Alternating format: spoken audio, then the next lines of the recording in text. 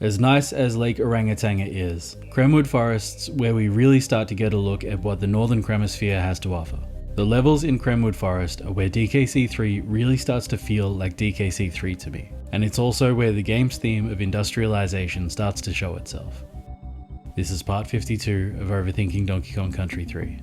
As mentioned in the last episode, I feel like a lot of the overworlds in DKC3 are kinda samey. They've all got water and grass and trees, with the partial exception of K3, and they just don't have the personality the worlds in the previous two games had. We've talked about why that is both a blessing and a curse before, but all I really want to say here is, with all that in mind, I think Kremwood Forest might be my favourite of the bunch. It manages to be visually distinct while also fitting right in with the rest of them. There's a sort of coziness to this map too. You get the impression that the forest itself extends quite far to the east, and what we're seeing is sort of a clearing close to its borders.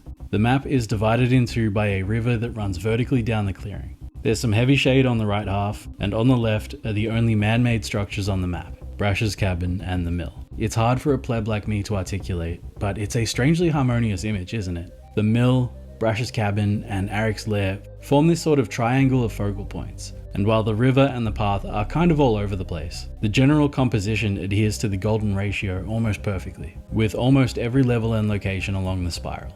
Almost is doing a lot of heavy lifting here. Kremwood Forest kicks off with Barrel Shield Bust Up, which is, up to this point, probably my favourite level so far. Barrel Shield Bust Up is unlike anything we've seen before in DKC3, and really the entire trilogy. We had Treetop Town in DKC, and gun to my head, I'd prefer that to this, but the trees we see here really are on another level. To me, this is really the moment where DKC3 starts to show what it can do. It's also a great level to demonstrate the difference in gameplay ethos between the three games of the trilogy. DKC was all about momentum. DKC2 was a lot more exploration focused. And while DK3 has a bit of both for sure, what it brings to the table are these sprawling epic maps combined with these crazy novel gameplay ideas. Summed up in one word, if DKC is momentum and DKC2 is exploration, then DKC3 is novelty. And that novelty really starts to come into its own here. It's also much more of a mid-tempo kind of game, if you follow me.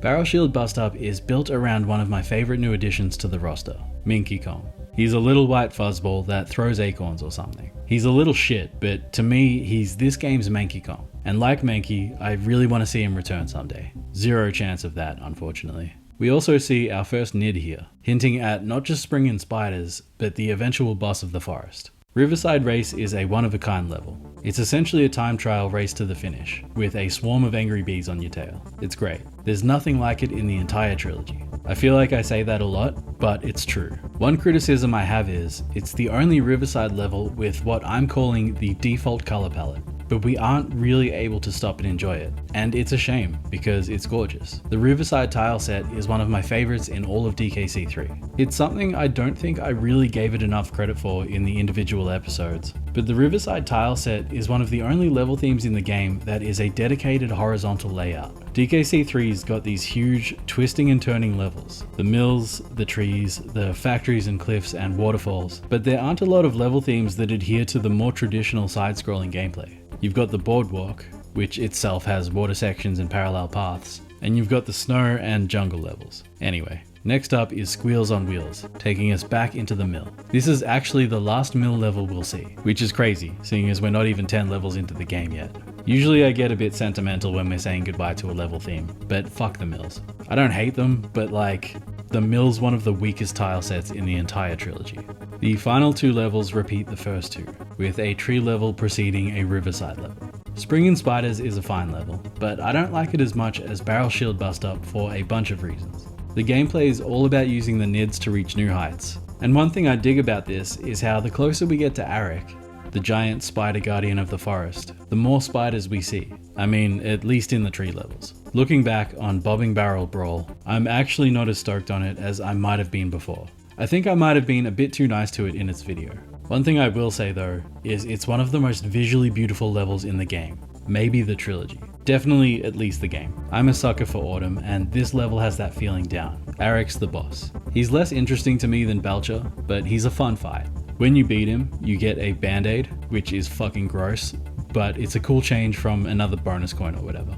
As a kid, I had no idea what was going on, and when I went back to Funky Kong, mostly because I had no idea what I was supposed to be doing, and I got the hovercraft, my little 7-year-old brain burst out my ears.